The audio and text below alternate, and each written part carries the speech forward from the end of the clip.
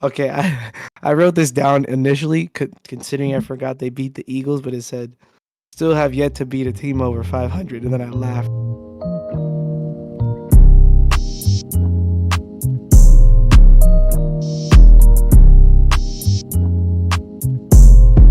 Hello and welcome back to the Second and Two podcast. I'm your host, TB.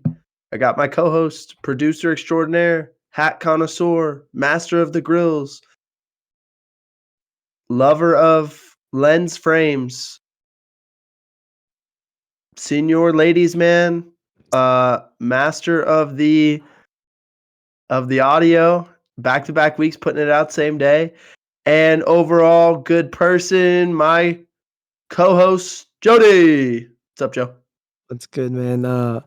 I was just watching Polar Express with the kids, so I mean, that's what I was on before this. I don't know what's a staple Christmas movie for you. Staple Christmas movie? Okay, Yeah, well, I don't want my to hear family. Elf. If you say Elf, I'm gonna just walk out the building.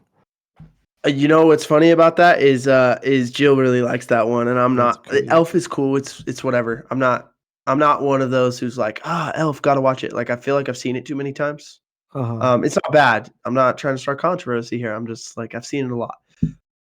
But one that we watch every year that still makes me laugh is Christmas Vacation. We always watch it Christmas Eve, whole family. Uh huh. Whether we're together or we're separate that year or whatever. But all of us, we always Yeah. watch Christmas Vacation every Christmas Eve. So that's the staple one for us. I mean, in a given year, there's some other ones that kind of rotate through, like that I like to watch, but that's my favorite one for sure. Oh, yeah, I get that. No, Elf is always on regular TV, and I feel like it's always in just like random parts, and it's like sometimes it's a good part, other times it's like, oh well, this movie's here, of course. Just Yeah, like let me yeah. just keep scrolling. My mom really likes Christmas with the Cranks. I think that's one of her favorites. Uh That one's huh. not bad either. I mean, I think that's a yearly one Yeah, for go Home her. Alone. Home Alone is probably one of my favorites for sure. Yeah. I like another one that kind of gets in and out year to year is I'll Be Home for Christmas. That's a good one.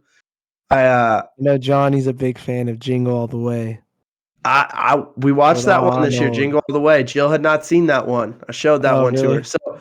So my classes this past Friday was our last day of school. We Yeah, finished up yeah. finals. So my classes, I let them watch a movie. And we were on Disney Plus, and I was like, "What do you guys want to watch?" And they couldn't pick anything as a class, so I picked "I'll Be Uh-huh. Home for Christmas." None of them had seen that one, Yeah. and I was like, "All right, this is 1998. This is a little beyond their time. All of them are born in like 2000 2008." something. Yeah, so I was like, "All right, here you go. This is one you guys will like. That's a little before your time." And so it was funny. A lot of them we didn't get to finish the movie, I was but gonna a lot say of them that's the were. tough part about class. Like you gotta that's like a Yeah. 2-day maybe 3. Yeah, well, a lot of them were like, "Coach, I'm gonna go home and finish it." So I was like, "All right, cool, cool. I showed you guys a good one." So, being that we're around the holidays, we do have update on the podcast schedule here. One, we appreciate everyone who listens, even though we've kind of been on an uneven release schedule in the last few weeks, just because of shifting schedules by me and Jody. But we are going to take the next week off for the Christmas break for us. So we won't have a week 16 NFL pod. We'll be back week 17.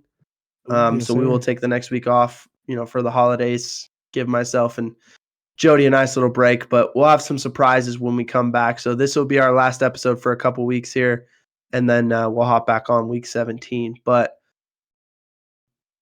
we got to dive right in. NFL news.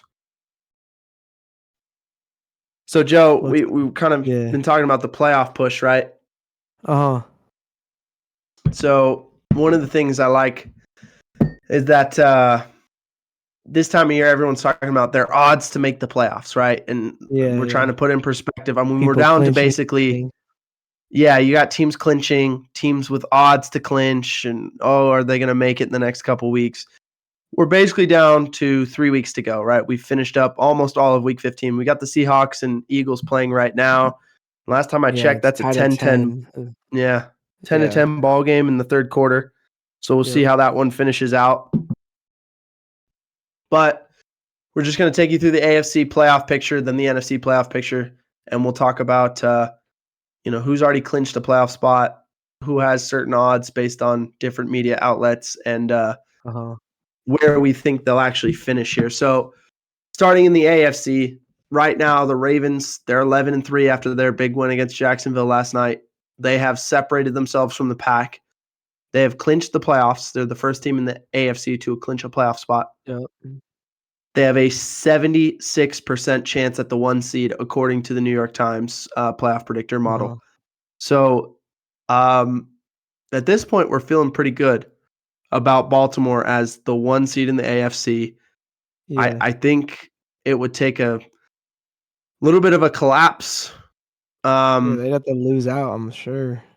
And They do play the and Dolphins, so I think there's that. oh, okay, so If the that's a Dolphins separator. could, yeah, but the Dolphins play the Cowboys next week, then they have the Ravens. So the Dolphins would have to win out to get the 1 seed, basically, Mhm. and then the Ravens, obviously, in that scenario, the Ravens would lose to the Dolphins because they are on their schedule. So if they both finished at 13-4, but the Dolphins would have the head-to-head over the Ravens, then the Dolphins would get it. Mhm. There's also a weird scenario, though, if you're looking at, and since we're talking about them, the Dolphins are the 2 seed right now at 10-4. Yeah, There's also a weird scenario in which the Bills went out could sneak in, right? and would win the division. Yeah. Not just sneak in the playoffs, win the division. They're only 2 games back of the Dolphins. If they win out, that would be a second win over the Dolphins, and then all they would need is the Dolphins to lose to the Cowboys or the Ravens. And Yeah, which is very possible. the Bills would actually be division champs. So we kind of wrote them off a couple weeks ago from even making the playoffs. Yeah. Now they could win the division. So we'll talk about the Bills here in a little bit. But the Dolphins, they're 10-4. They have not technically clinched a playoff spot yet. They have a 99% chance to clinch. They would clinch this week with a win or some other teams losing. They have a Mhm. 12% chance at the 1 seed, according to the New York Times. Then you've got the Chiefs. They're 9-5. Yeah. 99% Broncos chance. aren't sneaking in there. No chance. Yeah. No way they lose out and the Broncos win out. That would be tough. Yeah. They have a 99% chance at the playoffs, an 11% chance at the 1 seed. Again, according to the New York Times playoff predictor. At the 4 seed, things start getting interesting and spicy because the Jaguars are now 8-6. The Colts are 8 and Yeah. 6, and the Texans are also 8 and 6. So all It's those teams are in crazy. play for the division. However, the Jaguars own tiebreakers against both those teams. And right now, the Jaguars are projected at a 74% chance to make the playoffs. They have now Okay. essentially lost. They have a less than 1% chance at the 1 seed, according to the New York Times. So that loss last night really put them out of it, simply because they would need the Ravens to lose out. They would need to win out, and then they'd both finish at 11-6, and there'd have to be a weird thing where they'd finish at 11-6 with multiple teams and Yeah. it's a very, very like specific scenario that would have to happen for them to get the 1 seed. Bro, It's not going to happen. I had so in our emails, we get the one from like the NFL communications or whatever, and it was like the scenario for I don't know who. I think the Eagles to clinch or something, the playoffs, and it was like this or this or this. I was like, bro, there's like 20 different scenarios. It's not important to me. This is gonna happen one way or another. You Yeah. know? It is funny when they go through all those scenarios. You're like, well, all this Yeah. has to happen is this, and this. Yeah. Yeah. Um, you move it down. You've got the Browns who are at 9-5. They got a big come from behind win against the Bears this week. They Yeah, it was now have an wild. 88% chance at the playoffs with Joe Flacco at the helm, and they still have a sneaky 1% chance at the 1 seed. And I think that's specifically because they still play the Ravens one more time. Makes sense. If I'm remembering right, or they either that or they hold the tiebreaker over the Ravens already, and so if they could win out and then they need the Ravens to lose twice, they could technically get that 1 seed. So slim shot at the 1 seed. More than likely, they're going to be the 5 seed. You've got the Bengals sitting at 8-6 now with Jake Browning at quarterback. Interestingly enough, they, of the teams slotted 6 through 9, actually have the worst percentage shot at getting into the That's playoffs right now, crazy. according to the New York Times and ESPN. So the Is New that York 'cause their Times gives schedule's them tough like the rest of the way, or yes, Mm, and I think because, backup quarterback and whatnot, they've got yeah, a yeah, 36% chance at the playoffs, according to New York Times, 35% according to ESPN. Um, you've got below them the Colts, also 8-6. We've got that 8-6 logjam. They have a 53% chance according to New York Times, 55% according to ESPN. You've got the okay. Texans at 8-6 once again. We talked about, these Mhm, two teams, the Texans and Colts, are both in play for the division still, with the yep, Jaguars at 8-6 as well. The Texans, 55% chance at the playoffs according to New York Times, 53 according to ESPN. So ESPN and New York Times have the Colts and Texans flipped. yeah, Um, then we've got the Bills, which is very interesting. The Bills are 8-6. They're slotted in the 9 spot right now. But the New York that's Times crazy. and ESPN both give them a better than 64% shot at making the playoffs. New York Times really likes them at 71%. ESPN likes them at Oh, 64%. There's a distinct drop off after we yeah, get past the Bills. You see the Steelers sitting at 7-7. They went from a team at 7-4 that we thought was for sure in. They've lost 3 in a row. They now have a 3% shot according to the Times and a 5% shot according to ESPN. And then last but not least here, we've got the Broncos, who, believe it or not, they lost the tiebreaker with the Steelers right now, which is why they're in the 11 seed, but they have uh-huh, much greater odds here, 21% according to the New York Times and ESPN. So yeah, those are your playoff percentages. If you were going by the models of the New York Times right now, you would say Ravens, Dolphins, Chiefs, Jaguars, Browns, Bills, Texans, Colts. uh-huh, First out. Colts would be the first out. So Bills, your 3 wild cards would be Browns, Bills, Texans. If you're going by the New York Times model, if you were going by ESPN's model, you'd have the same top 5: Ravens, Dolphins, Chiefs, Jaguars, Browns. But your 6th team would be once again the Bills, actually, so same top 6. But the 7 seed would be the Colts, and the first team out would be the Texans. So mhm, the the flip-flop, two models, are very split on that last spot with the Colts and Texans, but it appears that both models really like the Browns and the Bills to get in at this point. And so it'll be, Colts, Texans, or Bengals, maybe the outside shot of the Broncos getting yeah. in that last spot. So, Joe, any thoughts here on the AFC after looking at all of it? I will say the Ravens being 11-3, I had some bread hit my line with having their 10.5 over their win game, so that's cool. And then with the Bengals being 8-6, still have a chance to make that playoffs. I had them, and I believe the Niners making the Super Bowl, so there's still a shot on that bet, but it's a long one. You know what I mean?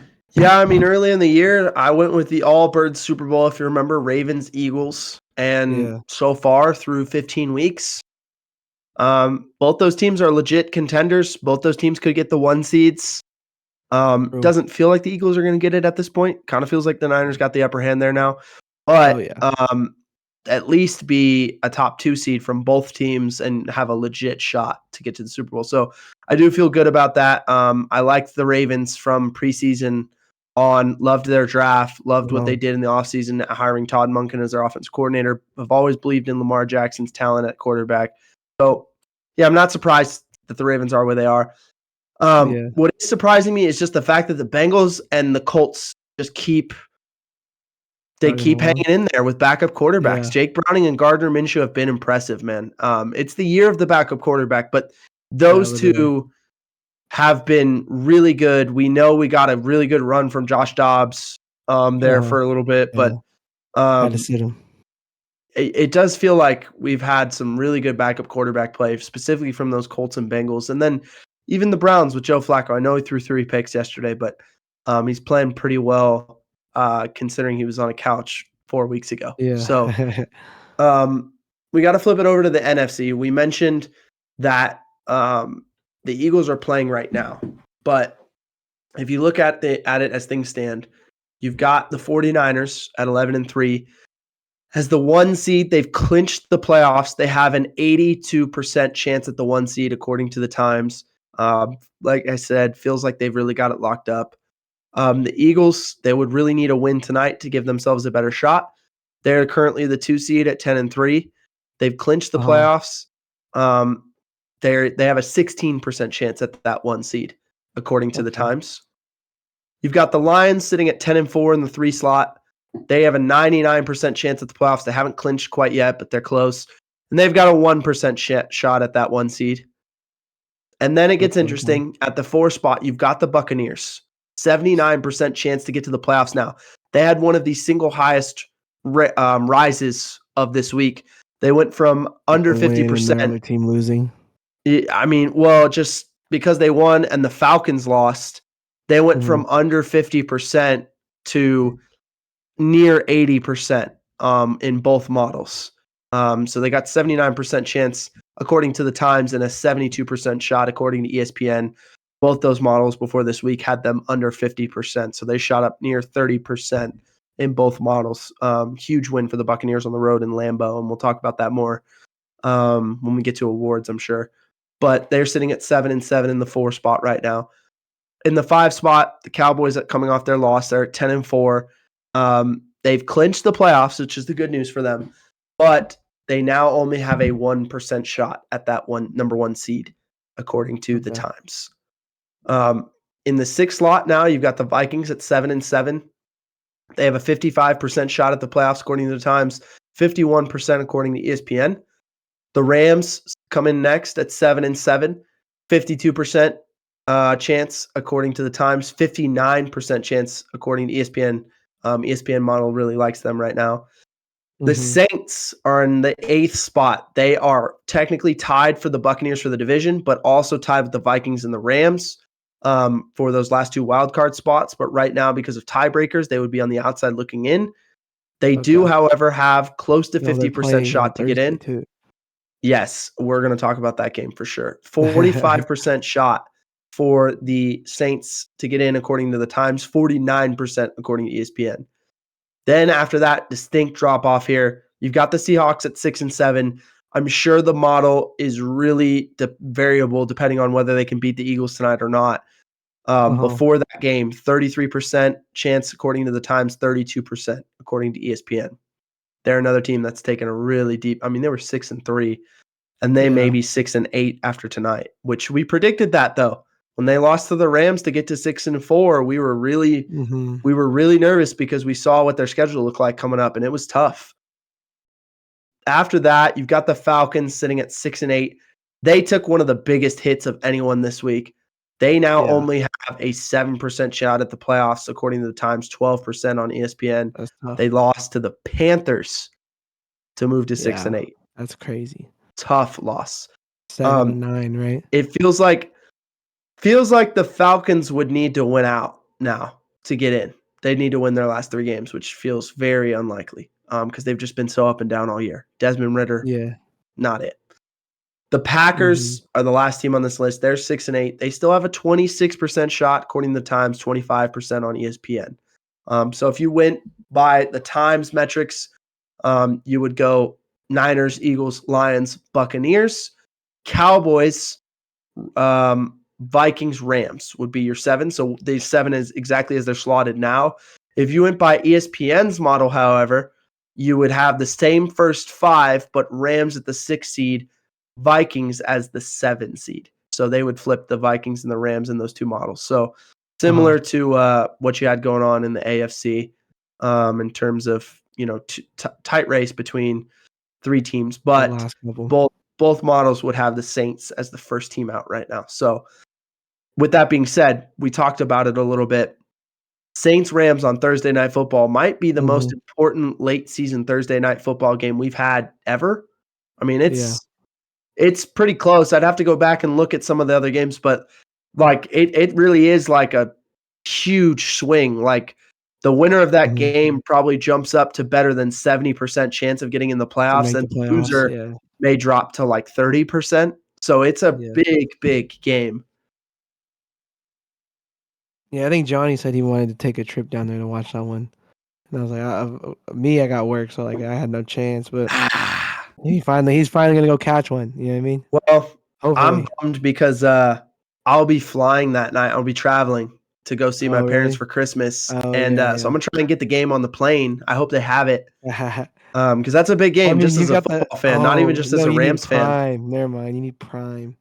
Yeah, it's on Amazon Prime, which I don't know if their Yeah. TVs there will be showing it. You know what I mean? Like I don't What know. if you just do it on They your normally phone? have the regular You channels, have but Prime, if you don't you? just I do. So if you just have Oh Wi-Fi yeah, just on the plane, you yeah, should be good. Get it on the laptop, go to work. yeah. But yeah. So I would say this week, we saw statement wins from the Bengals, the True. Bills, the Texans, the Colts, the Rams, and the Buccaneers. It was a really big weekend for playoff football. A lot of things Yeah. swung.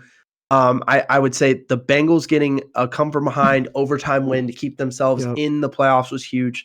The Bills absolutely ran the ball down the Cowboys' face in Yeah. their huge win. Went crazy. The Texans won a game with Case Keenum at quarterback to keep themselves in it on the road. The Colts won a huge game against the Steelers. That was an electric environment. The Rams, they won a must-win game against the Commanders, put themselves in the 7 seed and in the driver's seat for that 7 seed moving forward. And then the Buccaneers, Baker Mayfield, perfect passer rating in Lambeau Field in December. What a win for the Oh, Bucs, man. I mean, I was gonna say, didn't they come huge from jump. behind too a little bit? I think.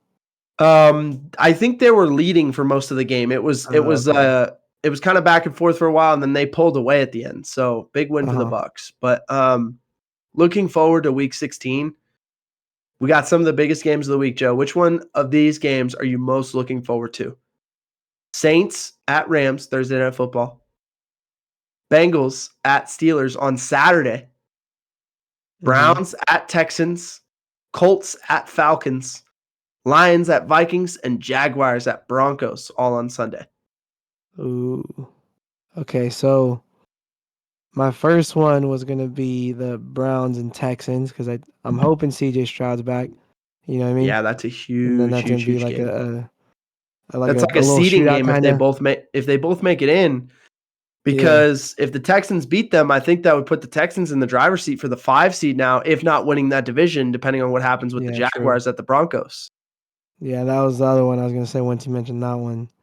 Get the Jaguars up in elevation, and we'll see what happens with the Broncos. Slow and steady train. You know what I mean? Yeah. But yeah, Um, I think the Browns at Texans is probably my favorite one out of those because if CJ Stroud's back, that's gonna be a great game.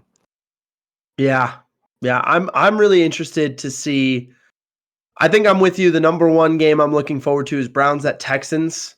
I'm really interested to see what that Lions at Vikings game looks like. True. Just because both teams really need it. I think Yeah, that's true. technically the Vikings are still alive in the division. They would have to win out, but that includes 2 games against the Lions.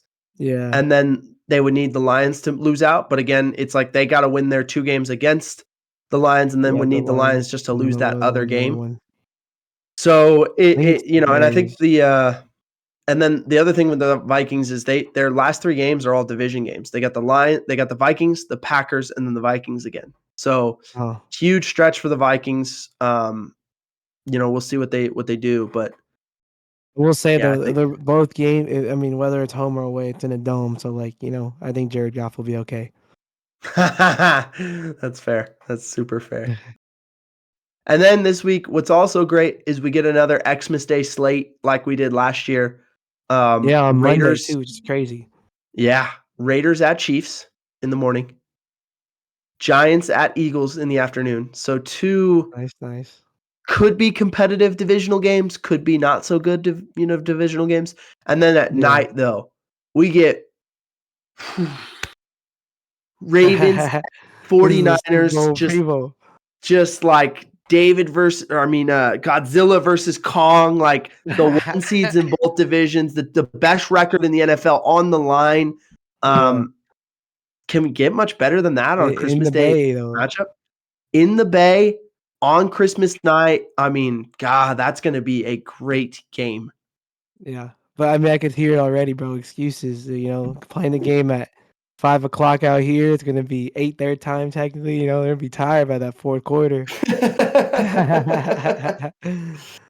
Oh man. All right, Joe. So we've kind of looked at this week. We've looked ahead to next week. We got to look back on this week. Fantasy playoffs, week 1 for a lot of people, Yes, sir. including you and I. Yes. Where are we at? All right, so this is the first time we've had this, right? So we got our bench and our starters all combined total score. We done thrown out the bench out the window, and now it's just all starters. So currently, I had Jalen Hurts and AJ Brown playing. I got Josh Jacobs injured, didn't play. Tyreek Hill injured, didn't play. Jackson Smith and Jigga was playing right now. My guy Zach Wilson, before he got hurt, got me negative 0.96, so that's lovely. Brees Hall apparently only got 2.8 in that game as well, so that's cool. But you flip it on the script, my guy Christian McCaffrey, 3 tutties, 41.7. Cooper Kupp, 25.1. Jahmyr Gibbs went crazy, 24.8. And for your team, we got your guy Mechie. He's a solid 1 point whatever every week, so he got 1.1. Your guy Josh Allen got you a 16.16.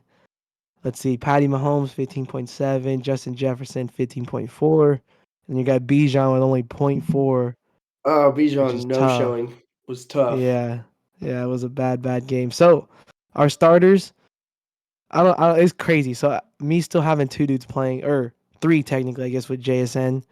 I had 121.6 with my starters between like 6 people, which is crazy. You got 72.5. All your dudes, only 2 of them were in the teens. Everyone else was below 10. Our reserves, mine currently have 8.64 with whatever JSN adds to that. And your reserves got you 46.16. So currently I already won. I got 130.2. You have 118. So I take the week 1, which is, that's a nice leg up. We got 2 more weeks of this, but it could end next week maybe. And then, so yeah, we'll see how it goes. If I get my dudes back, bro, I don't know. It might be tough. You need Bijan to look like week like 6 through 8 Bijan, and outside of that, you need Saquon to do something too. He only got a Dude, 5.7. Like, well, uphill battle. I hope we win next week to yeah, extend the series. yeah, it'll be fun if we do go back and back, and then whoever takes Yeah. that last one. I will say this though.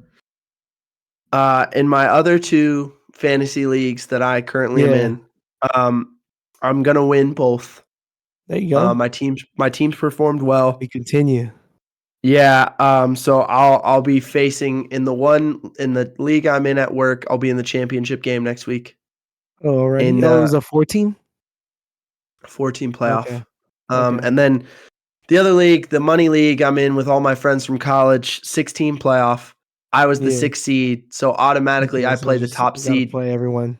I got Yeah, to play the top seed next week. So I beat the 3 seed yeah. handily, right? I'm winning 147-85, and I've still got Ooh, Jalen Hurts playing tonight. yeah. So I'm killing it there. Shout out to my guy, the Raiders running back, Zaire White. Not My Josh guy, Jacobs. Zamir White, bro. Yeah, He was in for the injured Josh Jacobs and went crazy. So I picked him up last minute because I got Alexander Madison in that league and he was out last yeah, minute. yeah. So I picked up Zamir White literally an hour before kickoff for the Raiders Chargers game Thursday Oh. night. Guy went crazy, bro. Had almost 20 points. Jordan Addison had almost a 30 piece for me. Ooh, Njoku and T. Higgins both went crazy. that went crazy. Yeah, I And remember that then, one. You're like, who do I start? I was like, I think T Higgins going crazy, and then I yeah, think it was Jamar got great. hurt a little bit, so that definitely What's elevated his crazy game is too. George Kittle, Drake London, and Bijan combined for less than 12 points. Those 3 players who are Yeah, normally that's 3 of my better crazy. guys. So no, I had a good week. I'm gonna have to face the 1 seed next week, who's only lost 1 time all Yeah. year. So Ooh. we're gonna have to topple a giant, So we'll be all right. David versus So Goliath, if you will. I guess that's our fantasy check-in. Good luck to all the listeners who are in the fantasy playoffs. We hope your teams are doing well. And Yeah, yeah. I know I'm on the struggle bus. we're moving on to our segment of the week here. We're calling this the Toxic Trait Super Bowl Contenders Edition. So, for any of you who have no idea what that means, right? If you're not on social media or, I don't know, you don't watch bad TV or whatever, Yeah, people refer to their toxic trait. And usually what they mean is like, what's the annoying thing about you in a relationship, right? What's the yeah. thing that you do that annoys other people? Sometimes it is actually toxic, which you could, maybe fix. But sometimes it's just a little annoyance, right? And so we're looking at 8 Super Bowl contenders today. 4 each, 4 for me, 4 for Joe. Yeah, yeah. And we're going to point out their toxic trait. In other words, the thing that may keep them from actually winning the Super Bowl. All right. So, Joe, I think we'll let you start. Let And me you've kick got it the one off. seed in the NFC, the Yeah. 49ers. What's their toxic trait, Joe? So I had like multiple things cross my mind, but the one I'm gonna roll with is their health. We saw it last year. We even saw a little bit this year. They lost 3 straight earlier in the year when they didn't have Debo and Trent Williams. Like just yesterday, this dude, I keep wanting to call him, I think Glock Purdy. I think that's like his name on Twitter or something, or like a Glock burner Purdy. on Twitter. Yeah, and so, but Brock Purdy, he went down for a little bit yesterday. They threw in Sam Darnold. Did not look the same on that team with the backup. Let's see what else. That being said, like the things keeping them out of this is themselves. We saw it last year when they lost to the Eagles with no quarterback. They had to throw in whoever they wanted to at one point. So I think for the Niners, it's just being healthy late in the year because we saw them yesterday go crazy. Saw them do it the last 2 weeks as well, and then prior to that, when they didn't have Debo and the squad rolling, it was like they took 3 straight L's, and it wasn't the prettiest thing. Yeah. And people The were like looking at 49ers them like down. the 49ers are like the that friend that you have and she's like with that guy where they're on again, off again. And like for Yeah, 3 yeah, months, you're like, "Man, he's finally got it together." And then he just like quits his job or he gets fired or like something crazy goes out down and then he like cheats on her and it just like instantly like rolls yeah. downhill real Burning, it bad and they're just starts broken up burning out there. and she's crying and you're like, "What happened?" Like, and then like 3 months later they're back together again and it's all good and it's bliss for like another 6 months and then they're going to be broken up. That's what the Niners are. Like they get you really excited. They're like, "Man, Yeah, they're healthy and when they're healthy, no one's better and oh my gosh, this team could win it all." But then there's always that like glimmer of like, "But are they going to stay healthy? Like can you really trust yeah, them or are they going to lose their job exactly. again? Like are they going to get fired again and do something stupid?" Yeah, Um so on the flip side, I've got the 1 seed in the AFC, the Ravens. And they're a Super Bowl contender, but their rush defense is not great. They've been giving up 4.3 yards per carry, which is 21st in the league.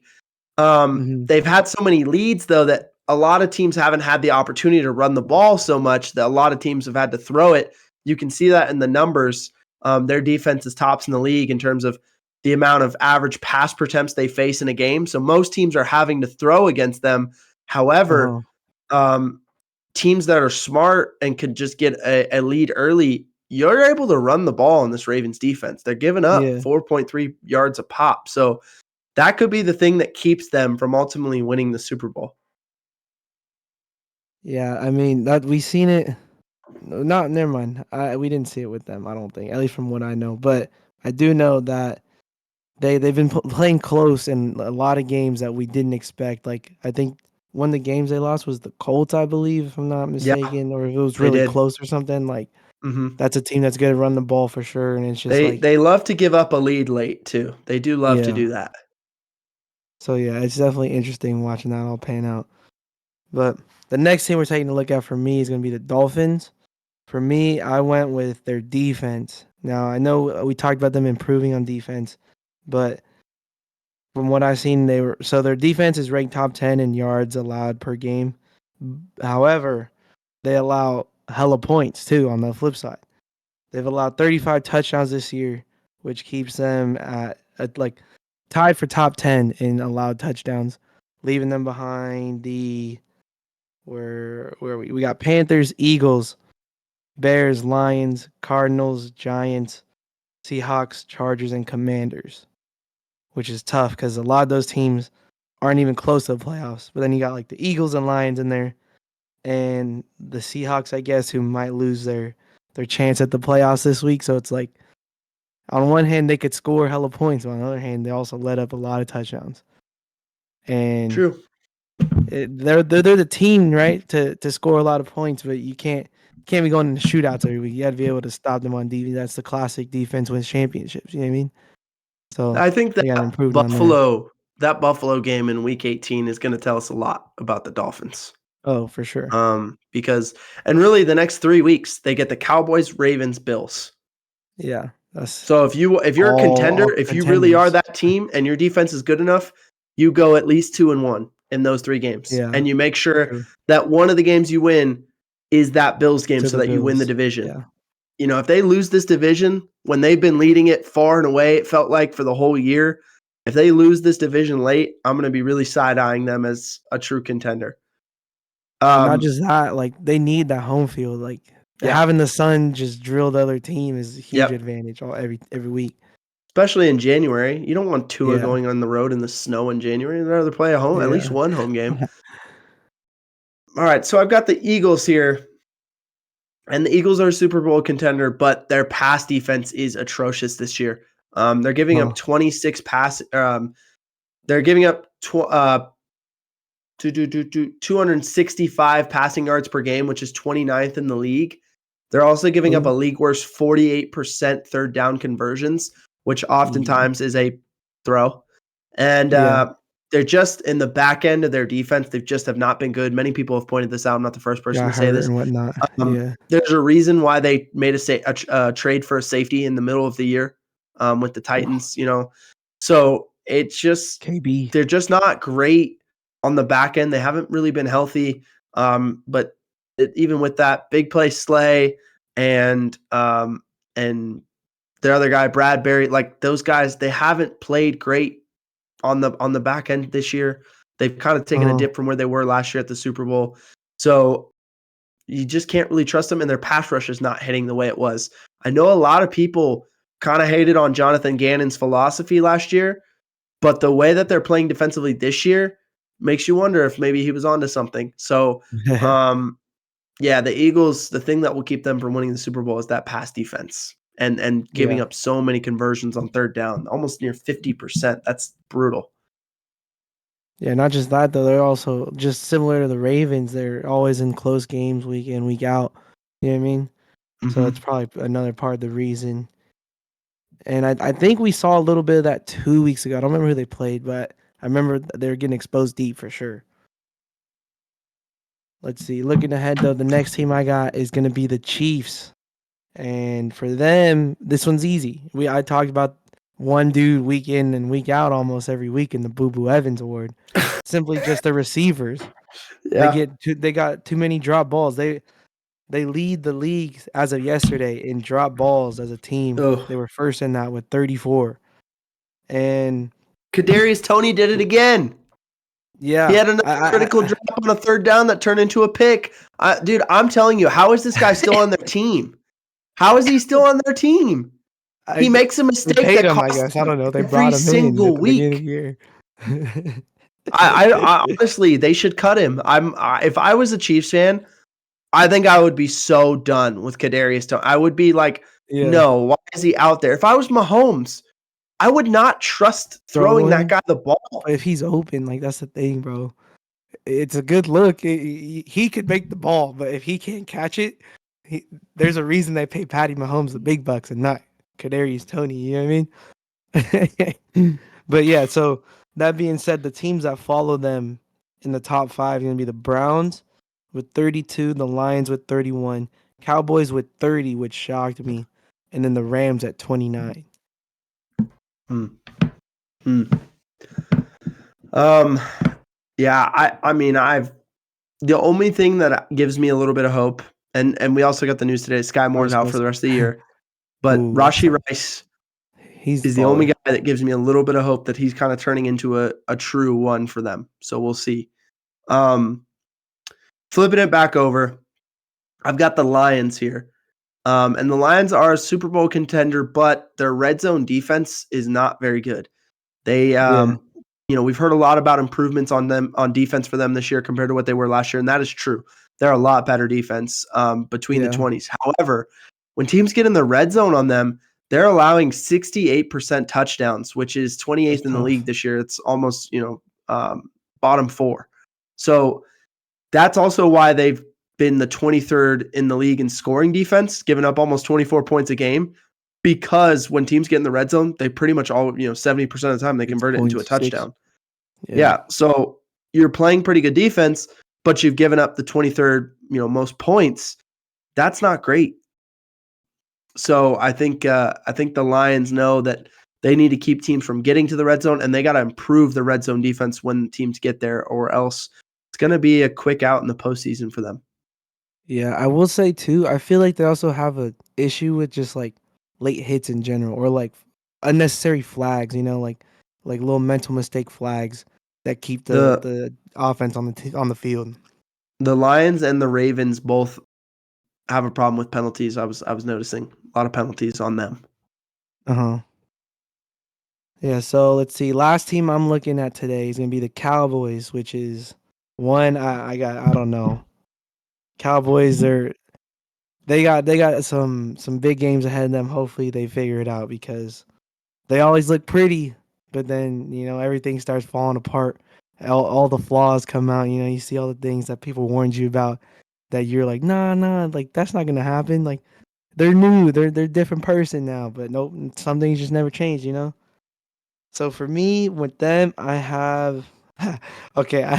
I wrote this down initially, considering I forgot they beat the Eagles, but it said still have yet to beat a team over 500, and then I laughed. I haven't left that there. That's a false statement.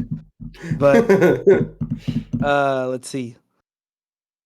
My issue with them was I didn't even write it down. That's crazy. Oh, it was their running. It was their rushing. They I thought they were terrible at rushing. I think what it comes down to is I don't think Tony Pollard is a true one for a running back, Mm, mm. and that's what it came down to. Because I was gonna say they didn't have many games over 100 yards, which was a lie. They actually do have plenty, but they also mollywop every team that they really played. So it's kind of skewed in my eyes. But Tony Pollard in all their games has never been. He's only rushed one time over 100 yards this year, and so when they played the Niners, he had 29 of their 57. When they played the Eagles, he had 51 of their 73. That was the game they lost, the first one. Let's see, the Bills, he had 52 of their 89. When they played the Seahawks, he had 68 of their 136. When they played the Chargers, he only had 30 of their 96, with Dak being their leading rusher that game with 40. And then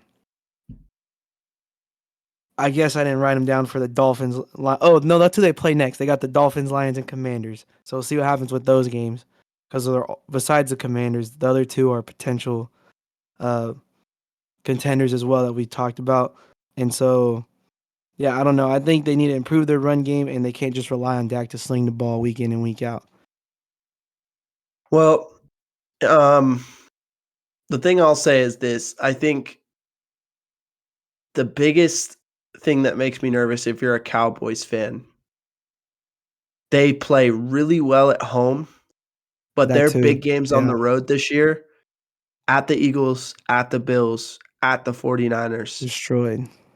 All of them. 30, what Now, was it? 31 to 10 versus the Bills. they played competitively at Philly, but they also made a Uh-huh. lot of mistakes that lost them that game. Yeah. And so Especially I down would the worry if stretch. you're the 5 seed and you don't get a home playoff game, I would be worried. Even in round 1, I know you're gonna go get to play the Yeah. NFC South, and they did it last year and were competent and won that game, and they may do the same thing, and it might be the exact same matchup, Dallas at Tampa, and Yeah. they may win that game, but then if it round 2, if it's at Philly, at San At Francisco, San Fran. at Yeah. Detroit, right? If it's at any of those, I don't know If they if I get feel it's Detroit, good. I think they're lucky. But if they don't, Well, it'll likely see you be at next year. Philly or at San Francisco, Yeah, no doubt. again, But and if the they were thing that lucky, I yeah. would say is just Mike McCarthy in those big games, especially on the road, has not been great. Like, his game plan against San Francisco and against Buffalo, it didn't feel very good. I was Yeah. not impressed with what they've done. So having to play on the road in the playoffs is going to be tough for them. I'm just going to tell you, it's going to be a I will tough say deal for them. that kind of goes back to his time in Green Bay. Like they Yep, always had home games, and even then they couldn't pull those ones out really, yep, you know? So yep. it's kind of just like a Last but lingering not thing. least, here we've got the Browns. And the Browns, they could be a Super Bowl contender, but turnovers kill them. Yeah. Right now, they rank dead last in giveaways per Oof. game at over 2. They're averaging over 2 giveaways per game, including interceptions thrown on 3.4% of their total dropbacks. So every 100 dropbacks, they're throwing 3 picks, Yeah, that's crazy. over 3 picks, and then they're fumbling. They have 8 fumbles on the season as well, so almost a fumble every other game. Yeah. Last week Joe Flacco threw 3 picks in that win over the Bears, but that's almost what cost them that game. So just something to keep an eye on. They're terrible offensively at just giving the ball away, every game. They average basically either 2 picks or a pick and a fumble in every game this year, a little more so than that. So that's something to keep an eye on. That's something that could kill you in the playoffs. You got to think if you had 2 turnovers in a playoff game and you don't get one going back the other way, that's Huh. pretty much a death sentence. So they have Yeah. to figure that out. They got to stop turning the ball over. Joe Flacco's played well, but he did throw 3 picks. So that's a big deal for them. And they got to figure out how to take care of that football if they're going to win a playoff game.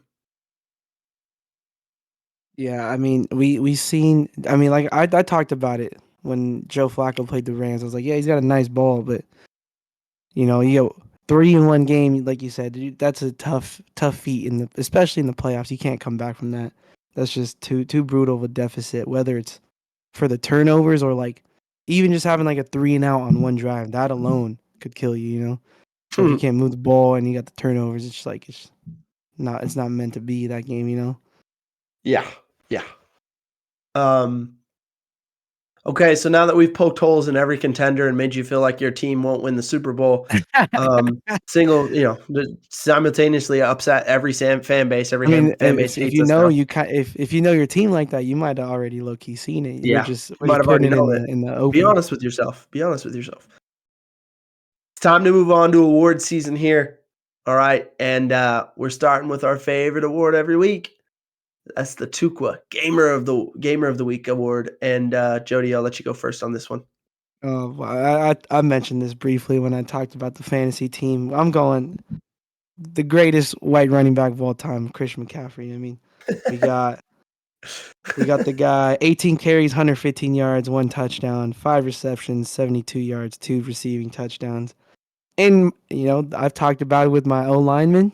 This guy was shut down 7 minutes left in the fourth quarter. They didn't need him. They said, "Yo, let's get in Mitchell, another homie. Let them get some reps out here." So yeah, Christian McCaffrey, great white hope. He just balls every week. He's a So monster. So you calling him that reminded me of something funny I saw on Twitter this weekend and today. Was it Did you Will see what Compton? Rashard Mendenhall did? Yeah. He said Will he was Compton tired of all responded with a these white announcers commenting on football like they're good at it, and he said oh, replace that's the what he's okay. I didn't yeah. know He that's what said was going on. I saw the response to just him saying the base. Pro Bowl needs to be white for blacks, So which is he said wild. that basically he's tired of mostly white Romo, commentators, Aikman, yeah, which is makes true. sense. By the It's a way, true it is statement. true. It's mostly white But RG commentators, three is and the only dude I could think of. Like, I mean, yeah, it was just funny Richard because Sherman, he's another one. clearly clearly something was said in a game that he was just upset Yeah. about, and he basically said they weren't even good at football, and we should just do instead of the Pro Bowl, replace the Pro Bowl with the all white versus the all black team. And the Yeah. responses have been hilarious. But my favorite one, I did see Will Compton's. His was pretty funny. Uh-huh. My favorite one was oh man, I'm forgetting this guy's name, but he has it was a TikTok, but it showed up on Twitter, Uh-huh. and he was Yeah, basically of like, course. he goes, "Y'all are sleeping on the white team. I'm just telling you." He's like, they got Josh Allen, aka White Cam Newton, with better throwing mechanics. Yeah. He said Christian McCaffrey, the great white hope, the greatest running back Yeah. in the NFL right now. Then you got Travis Kelce, Cooper Yeah, Kupp, they got all Adam Thielen, and it was well, just going Compton through. was like, "We got all the tight ends. You could pick whoever you want." Yeah, and then the best part though was both Compton and this dude when they get to the DBs, he's like, "Well, we know where they're going to be sorry though. The DBs, Yeah, right? There yeah. are no DBs." And Will Compton's like, He's "They'll like, use "Christian Christian McCaffrey McCaffrey's both gotta ways. come He'll over play here." safety. Yeah. He's going to have to come over here and play safety. We got Harrison Smith at the other Yeah. spot. We'll go with the kid they drafted out of Iowa. And honestly, you know what? Yeah, yeah. We might have to pull up the Moss or other whatever. kid from Iowa right now and have him Yeah, play up that'd with be the big rolling. boys to help us out." Yeah. I was dying, man. I was like, man, bring But back Jason okay, how Sehorn. do you feel about Max Crosby? Which team is he on? Because Which Compton goes, if they use the word, he was like, "Hey, they're probably on the other team, you know." And so my brother was like, "So which team is Max Crosby on? Which side are you throwing?" I was like, "He's a ref, bro. He gets to wear both colors. I don't know." Oh man, that's pretty. That whole thing though, I thought was pretty Yeah. funny, man.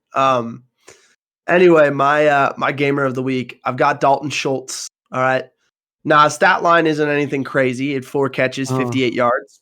Good week for a tight end. Not great, but he made an unbelievable play to save Case Keenum in the red zone. So just to set the stage, there's about 4 minutes left. The Texans are down 17-9 or yeah. 16-9 with, like I said, about 4 minutes to go. They're at about the 20-yard line, and Case Keenum just throws a prayer up. I mean, the Oh. middle of the field goes late across his body into the middle of the field. All 3 things that are just cardinal sins. You don't do this. Yeah. And it's clearly going to be picked by a Tennessee defender until all of a sudden Dalton Schultz just comes in and just like takes it away from him. And instead of an interception that likely would have ended the game and probably would have taken the Texans out of the playoffs, Dalton Schultz comes in and catches it. Now they're inside the 5. They score the game-tying touchdown. They go to overtime, win the game eventually in overtime. And now they're in the driver's seat to get a playoff spot. So Yeah. the definition of a gamer is being your best when it's required. And Dalton Schultz did exactly that on that play. Yeah. Huge play, probably the biggest play of the Texans season so far to keep them in it. Now they get Stroud back. They're in the driver's seat for a playoff spot. Now they can go do it. They can go win out and get in the Yeah. playoffs, maybe Facts. even win this division because of what Dalton Schultz did there at the 5-yard line. Huge play. Yeah, that's clutch. Clutch moments, bro. Clutch players make clutch moments in clutch games or something. I don't know. I don't know if that's the. I know that I know it's the big time Big time plays, players make big time but I plays in big mean, time yeah, games. I know it's that one, but I think there's one for clutch. I don't know. Maybe I'm just making something up. But this leads us to my dog of the week. So this week, similar to Dalton Schultz in a way, I got Sam Laporta. Stat line wasn't all too crazy, but he basically went 5 for 5. His quote unquote drop was a target thrown into the dirt right in front of his feet, and he got 56 yards, 3 touchdowns, and same thing. He was finding them in the end zone. This dude had a nice ball, kind of low thrown, caught it like down on his knees, got the other one just wide open, like high pointed it, and the other one he had a nice move. He hit a little jump cut and then jumped over the dude to dive into the end zone for that other tutty. So he was just having a field day out there versus the Broncos, as most tight ends do. If most people didn't know that, the tight end play versus the Broncos always goes crazy. So Sam Laporta this week for me, for my dog of the week. All right, we got the minor setback for a major comeback. We got the Cowboys. They got smoked on the road against the Bills, 31-10. Yeah, They have a great chance to rebound this week against Miami on the road once again. yeah, That's going to be a huge game. 2 teams with something to prove, right? And I definitely. think the winner of that game, people will probably take more seriously, and the loser, people are going to say, I don't know. So last week we talked about the Lions with a big chance to bounce back at home, and they were able to do it. If the Cowboys are serious, this is their week to do it against the Dolphins on the road. Huge game for them, and we'll see if they can make it a minor setback with a major comeback. I'd laugh if Um, somehow that was a tie. feels like it could be. We got the No Cap Hats Off Award this week. I don't know if you caught this, but it was Saturday football. Yeah, The I know which Bengals one are this playing the is. Vikings. Yep. Bengals are at home. They're losing. They're down like 17-0 early in the game. They're sacking Nick Mullins, right? And Nick Yeah, Mullins is almost on the ground, and he kind of just like flings the ball forward, trying to throw it yeah. away. But because he's almost on the ground, he sort of like doesn't really throw the ball anywhere. It just kind of It pops just out of goes his like hands. straight line. Yeah, And BJ Hill, who's actually making the sack and is on the ground, just feels the ball like pop onto his chest, and he yeah. catches an Just like follows interception it. from the ground. It's Yeah, one of the weirdest interceptions I think I've ever seen. I yeah. couldn't believe it. I didn't even know that was. I didn't even think it was a real thing until I like had to see the replay like 3 times before I believed that's what actually happened. So Yeah, definitely a no cap hats off play of the week there, and it was huge. Helped the Bengals come back and win in overtime. yeah. Definitely. No, and I think on that play too, they brought in Gene Serator for Uh that, huh. and it was like, "Is this a fumble?" They're like, "Nah, that's a pick. Like it never touched the ground. Like his arm was in a forward motion, so it can't be a fumble. But since he caught it, like it's an interception, and it was wild, just wild to see Big play. for sure. Yeah, yeah. Something you just can't believe would ever happen. But this leads us to the Strahan Munoz Big Fellow Award. You know we love them big fellas down in the trenches. Big For fella. me, I went with Robert Jones on the Dolphins. So this week he's probably the best run blocking dude I've seen, honestly, or paid attention to. He's the right guard for them, and he has good seals. So like they do a lot of weird stuff with the O line, which is kind of crazy. They pull a lot. They like I feel like similar to how they always got like motions going on in the backfield. They kind of do the same up front with like misdirection on the line. So yeah, he's good at seals on like getting up and like just stopping right there, holding the dude back.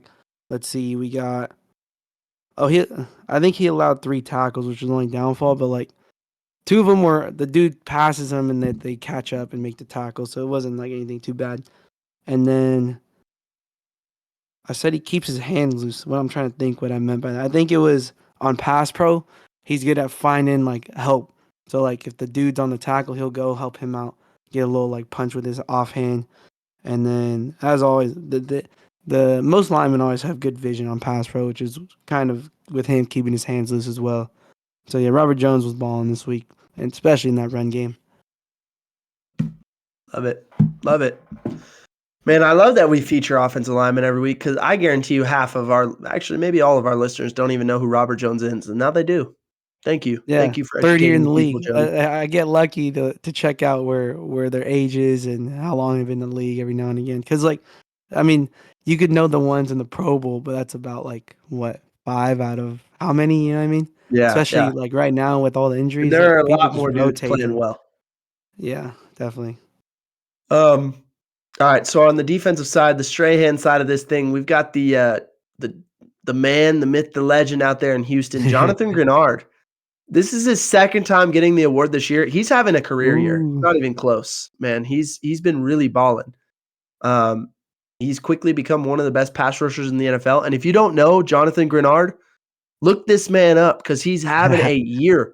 All right. He had 6 tackles, 1 TFL, 2.5 sacks, and 3 QB hits in a must-win overtime game against the Titans. uh-huh. He and Will Anderson have become like one of the best pass rush duos in the league right now. And when they heat up, it's basically impossible for other offenses to do anything against them. Um, Yeah, it's just so impressive how D'Amico Ryans has brought the attitude he had in San Francisco with all those pass rushers and just we're gonna eat you up front all day long. He's brought it to yeah, Houston so quick, right? By true. drafting dudes, developing dudes who are already there, whatever. But Jonathan Grenard is a really good football player right now. I mean, he's for sure having his best year of his career. Yeah, no, yeah, I love watching that front line. I think I watched one of their games like 3 weeks ago, watching the my Munoz winner, and just watching the flip side is just crazy how they work because they're just constantly like flowing in the ball, doing great things.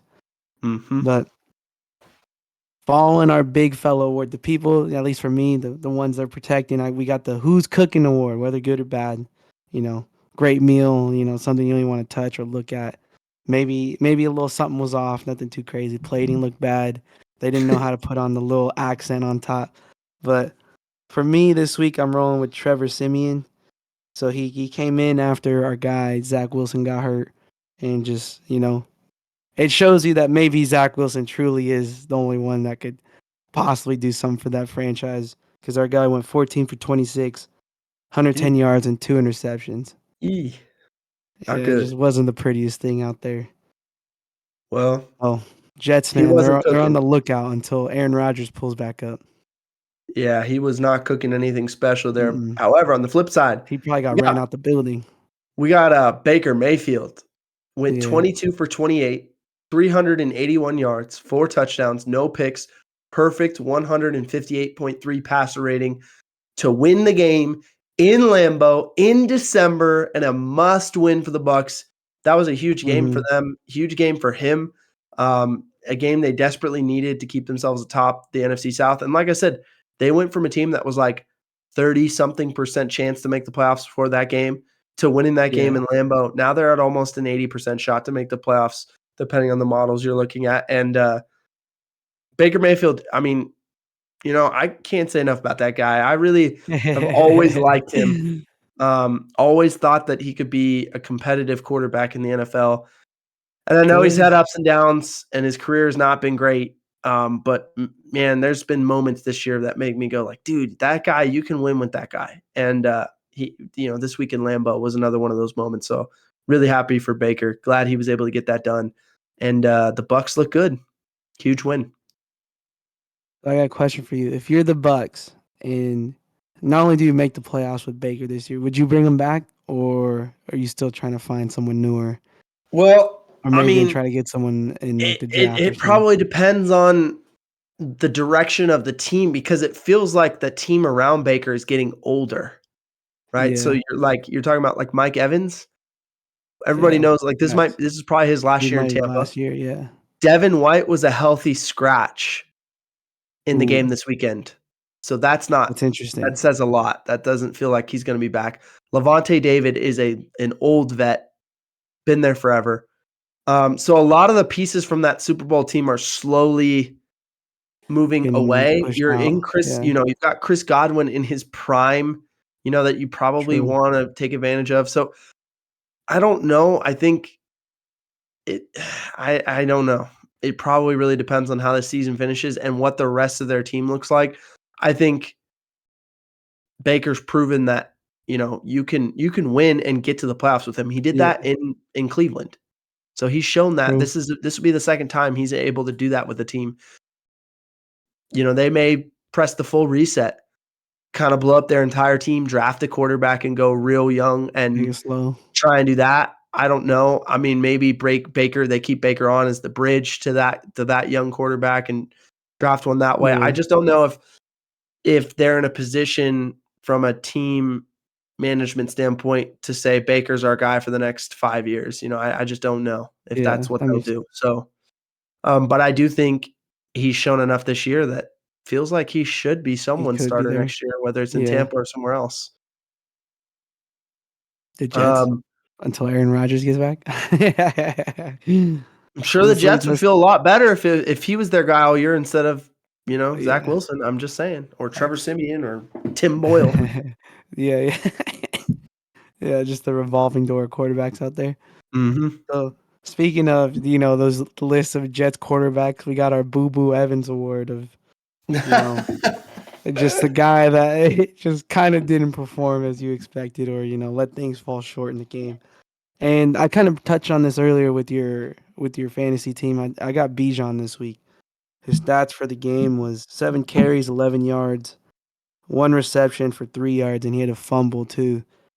So it's just like couldn't run the ball nowhere, and he had a fumble on one of his runs. And then and with that being said, he had that short leash, bro. As soon as he had that fumble, my dude was stuck at wideout and never touched the ball again. Tough. And then the only other dude I was looking at for this was Derrick Henry. I think he had like 19 carries for like 13 yards or something. Kind of tough too. My dude couldn't get his leg moving either. Yeah, Bijan. Tough week for Bijan. Our last award of the week, the Standing on Business Award. We get the San Mhm. Francisco 49ers this week. They're 13.5-point favorites at home against the Cardinals. They won 45-29 to cover the large spread. And, of course, stand on business. All right, I 49ers. I love them. They've been standing on business a lot this year. So good for Yeah, them. definitely. So this leads us to our turnover on downs. Our first down, you got your trend that you've seen. Looks like we got a Thursday night play, so that'll be fun. See what you got Let's for us going. go. Let's get to the chalkboard here, shall we? All right, we'll pull it up. Go live. Ba-da-doop. Yes, sir. Okay. So, yes, we're looking at the Chargers Raiders game from Thursday Night Football, right? There's been this trend in the league. We've been talking about motions from in to out to get Yeah. receivers going vertical. Well, teams also love to motion from out to in to run the screen and get players going vertical in towards the ball, catch and get up the field, right? So the design of Uh-huh. this play, they go empty quads, Austin Eckler all the way out at the far receiver, Yeah. right? He's far. They're going to Got motion him some into numbers. the bunch and make it a bunch quads, right? And then throw the screen to him. And the design of the play is now that outside receiver blocks out in the corner. Uh-huh. We're going to crack down on the linebacker with the inside slot. And the furthest inside slot is going to loop around, kind of a pin pull look with those two receivers and block the man on. And really what they want to Yeah. create is this lane right between those two receivers. So if you're watching on the YouTube, you can see what I'm saying. But essentially, you've got numbers. You want to say you've got 4-on-3 in the box, and then you're creating Just a let him one-on-one at the make one second person miss. level. Say that again? Oh, I said then you hope that he can make one person miss and Yeah. run up the field. You're creating a one-on-one with the safety that's 15 yards deep, essentially, right? So you're saying, Yeah. hey, that guy's got to be really good to come make this play. Okay, so this is a thing that a lot of teams have done this year. It's a staple of what Kellen Moore's done the last couple of years, whether it's been in Dallas or in LA with the Chargers. So we see this, right? They're going to run this play, and Jack Jones, the corner for the Raiders, he studies film. So we're talking about, we see trends, right? The Uh-huh. best defenders in footballs, whether it's defensive coordinators or players on the field, and obviously you love it when it's players Backers on or the field something. Yeah. because they can react quicker. Jack Jones sees this, and look at the jump he's getting right now. Just dead sprint. So instead of this being a block out, because you can see if they get this block right here, it's there. The lane they Yeah. want to create is Ain't there. even It's wide looking at open. him. Oh. But Jack Jones says, dude, I'm Just going to get the such a one-handed pick? it's such a good jump Yeah. that he Yeah. actually has to reach back Yeah. with one hand to pick the ball off because he jumps it so well. I was gonna say that Ju I had that one as a contender for that, no cap, just because not only did he make the read, but the way it happened where he's gotta reach back, like, kinda Odell it, but he's not even falling, you know what I mean? Like, it was just Well, crazy. and I'll say that the development of the play was a little bit slow, which made it easier to see, but man, Uh-huh. what a play by Jack Jones. He knows they've got an inexperienced guy at quarterback. They're trying to give him easy throws, and he's seen the film, what that motion means. All right, so he just jumps it. Obviously, if you're the Packers or you're the Chargers, moving forward, you got to have a screen and go off of that to Yeah, keep yeah. teams from being able to do that kind of thing. And that's why plays build on each other, and generally, you have that in your playbook when you see a player being that aggressive. You just hope that when they do get that tip and they do get that read and they're that aggressive, that it doesn't burn you for a pick six like it did there. Yeah, And that yeah. really was a great individual effort, great film study, great job understanding trends by Jack Mhm, Jones. Huge play. definitely. Oh, yeah, j and that was just a pretty play to watch too in general, not just the aspect of him reading and studying, you know what I mean? Oh, yeah. But second down of the turnover on downs is me giving you a bet for next week. So last week we got the push with the Bengals. They pulled out a tough one that went down to the wire in the OT, but they got us the -3 on a push. This week, the ones I'm looking at, we got Rams -4 versus the Saints. It's a lot better than what they had last week at the 6.5, even though they did do that one. Let's say we got Detroit versus the Vikings. I have Detroit -3. like I said earlier, they're still in a dome, whichever place they play. So I got a lot of faith in my guy Jared Goff. I got the Colts -1.5 versus the Falcons.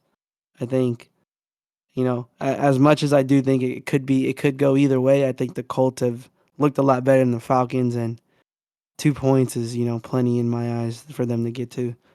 And then lastly, I got Seahawks -2.5 versus the Titans. Taking that one as my final answer.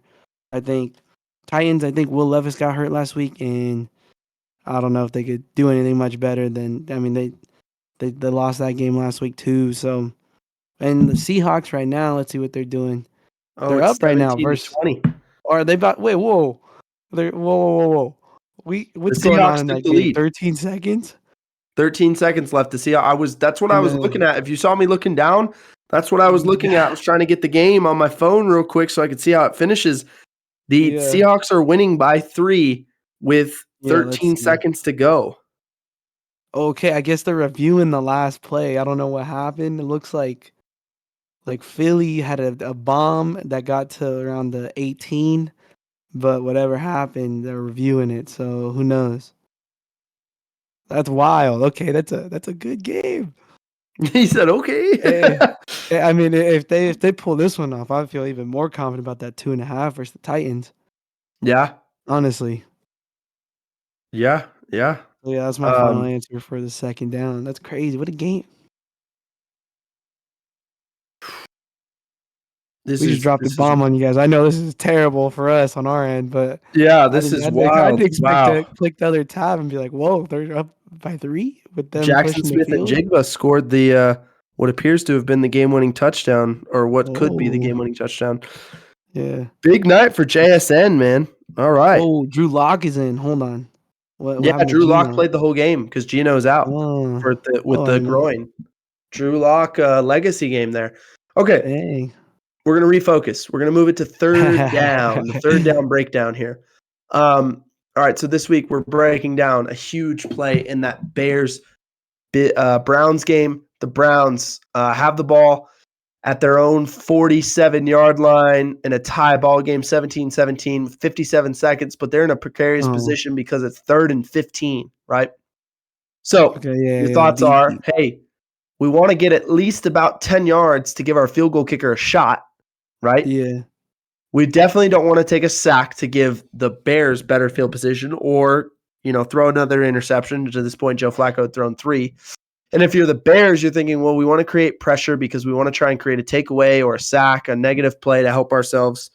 In the end, the Bears decide to, you'll see as I'm diagrammed if you're watching this on the YouTube, they have 1, 2, 3, 4, 5, 6, 7, 8 players sitting on the line of scrimmage right here with 3 deep, right? 2 deep corners and a yeah. deep That's safety. crazy.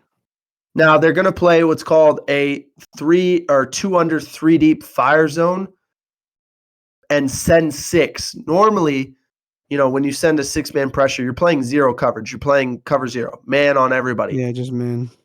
What they're going to do is they're going to drop a deep third safety, a deep thirds corner, a deep thirds corner, right? And we got the Madden bubbles back out for you this week. Yeah. They're also going to drop 2 guys who are on the line of scrimmage currently, a linebacker who's standing up in the weak side A gap to the field, and a D lineman who's in the weak side B gap to the boundary. So not only are they going to That's bring wild. 6 and drop 5 in zones, they're dropping a D lineman as one of the underneath zones. To say that I disagree with this call would be an understatement. Don't love it from the Bears here. It's just not my favorite call on 3rd and 15. I don't mind sending the pressure, but I think I just play man instead of dropping a D lineman out. I think they got too cute with this, trying to confuse Flacco. The guy's been in the league forever. He's seen all this, right? So you'll see True.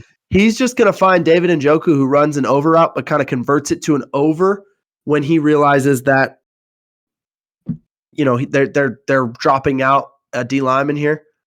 So you'll see it here. Flacco, number one, the Bears or the Browns O-line does a good enough job of picking up the initial pass rush to give Flacco the time to see this. You'll see Njoku clears the backers, right? He goes from an under route, converts it to the under Sam over Mike, old school backside drag route here.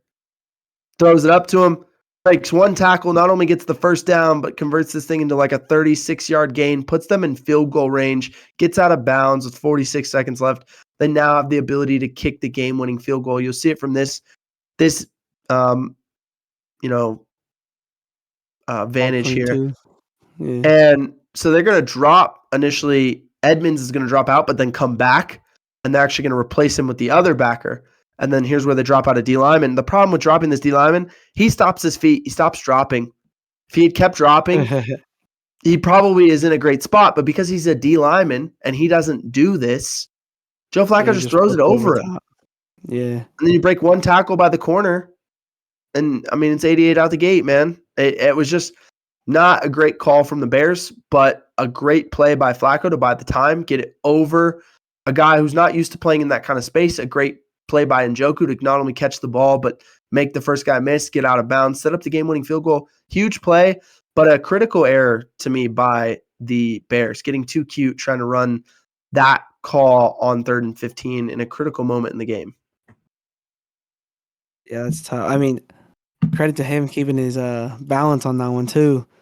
Went for the not the ankle, but he went for like his mid thighs and kept the feet up and kept it pushing up the field for another like 20, like you said, which is huge, especially out of bounds. That's always tough too. When people fumble that one, they don't get out of bounds on time and whatnot. But let's see, 4th down. Looks like the Seattle Seahawks won that game. The 4th down Seahawks on have the turnover. won. Huge win for them. Turnover on downs, 4th down is my bad beat. So I got a couple for you. I got one being Old Dominion last week. They had a -4.5 spread, and they ended up losing that game outright by 3 after being up 28-0 at a point in time, which was tough. I have the Rams over. So the score finished 28-20. The over was 48.5. And at the end of the game, they had a block PAT, which would have allowed people to get that one. And then for me personally, I do prize picks every weekend. I had Matt Stafford on his over passing attempts at 33.5. He only got 33, which is tough.